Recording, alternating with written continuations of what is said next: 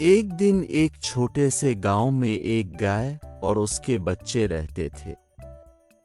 ایک دن گائے نے اپنے بچوں کو گانا سکھانے کی کوشش کی۔ گائے نے اپنے بچوں سے کہا کہ بچوں، کوشش کرو اور گانے کی مشق کرو تاکہ تم موسیقی میں ماہر ہو جاؤ۔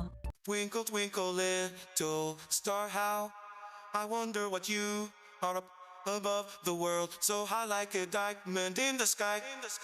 بچے خوشی سے گانے کی مشق کرنے لگے، لیکن ان کی آوازیں خوشگوار نہیں تھیں۔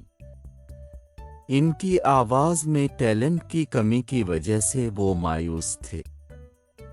گائے نے انہیں سمجھایا، بچوں، کامیابی حاصل کرنے کے بجائے آپ کو اپنی محنت اور لگن پر توجہ دینی چاہیے۔ بچوں نے گانے کی مشق کرنے کے لیے بہت محنت اور جان فشانی کی، اور ایک دن وہ اپنی گائیکی میں بہترین بن گئے۔ Twinkle, twinkle, little star, how I wonder what you are up above the world, so high like a diamond.